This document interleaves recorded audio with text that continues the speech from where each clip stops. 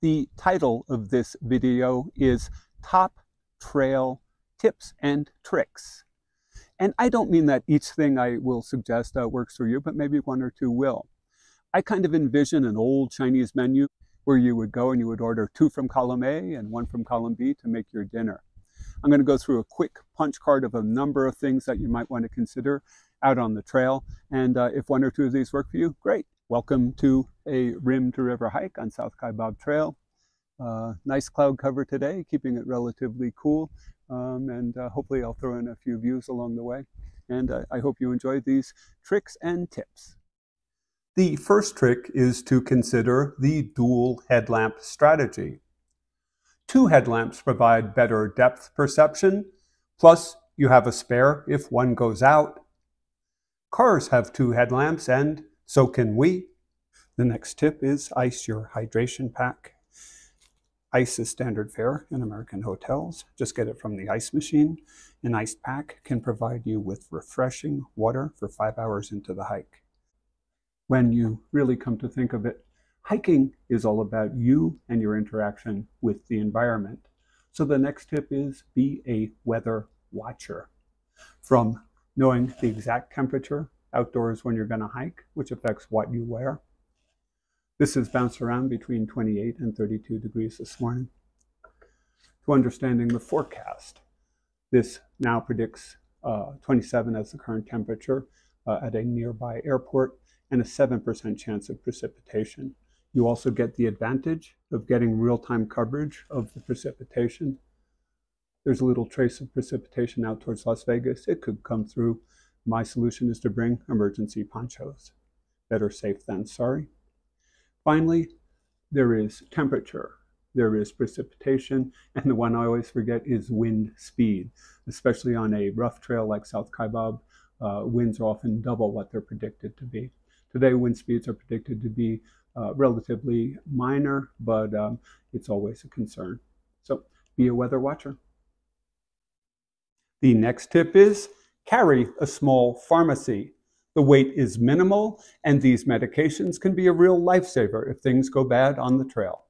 The next tip is baby your belly. The last thing you want on a hike is digestive problems. Eat tried and true foods. And for me, maybe I have a little bit of extra coffee, my belly shakes around and maybe a little bit of that acid comes out. I take an antacid right before my lunch. That tip, baby your belly. I call this relatively thick plastic box my rodent-proof box. Has a nice locking top. Should keep the trail food safe from an occasional mouse or squirrel that might get into your room. The rodent-proof box.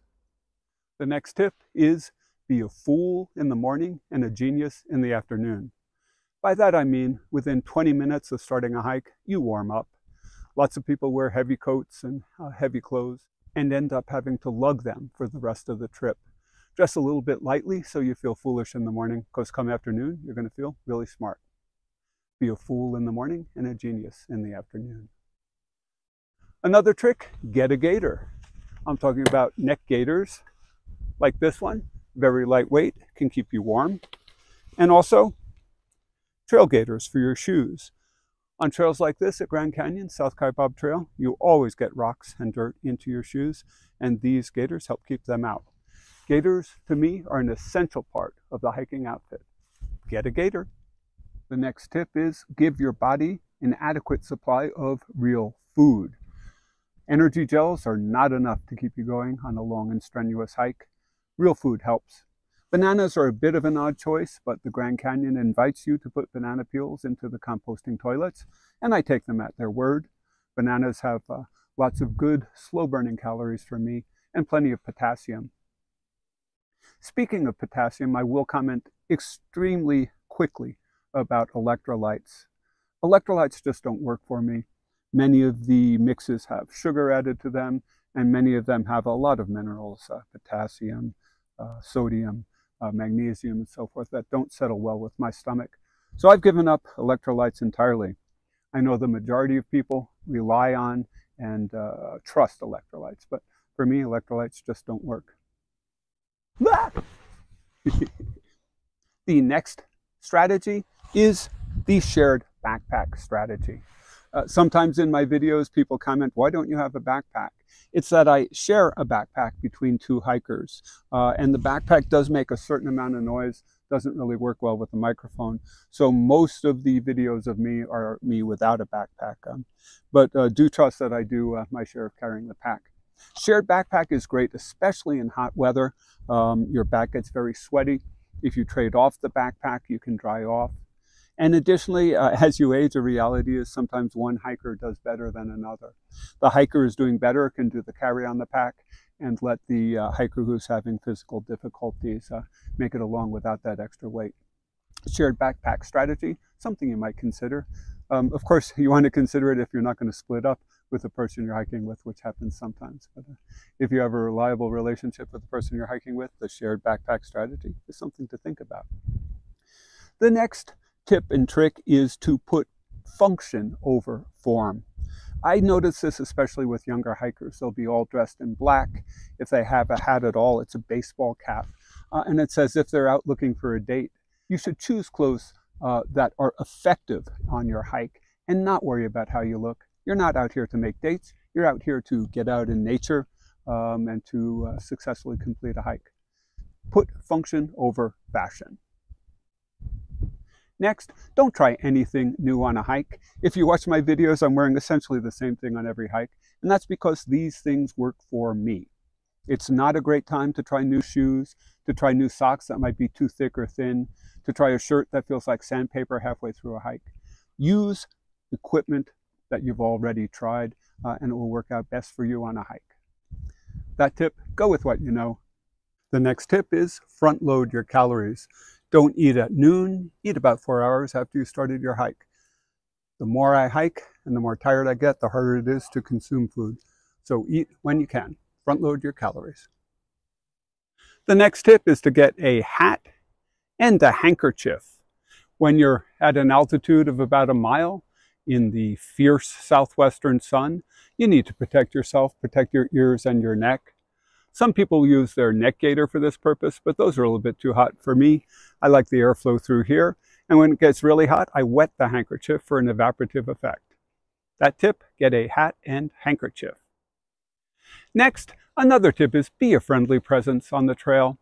We're all out here having a good time, and your fellow hikers can provide you with information. Is there a water source available up the trail? Is there a rockfall up the trail? And so forth. Are there bighorn sheep on the trail? So be a friendly presence on the trail. It makes the hike more pleasant for everyone and more pleasant for you. Now, here's a good example of being a friendly presence on the trail. There's a young woman, probably 35, waiting in the shade. Asked her if she was going up or down. She said she was waiting for her husband and she was worried about how hard it would be to climb out. With a little encouragement, very healthy young person, she decided to hike down to Black Bridge. It makes a good story. Got to help her out, and it's great to be a friendly presence on the trail.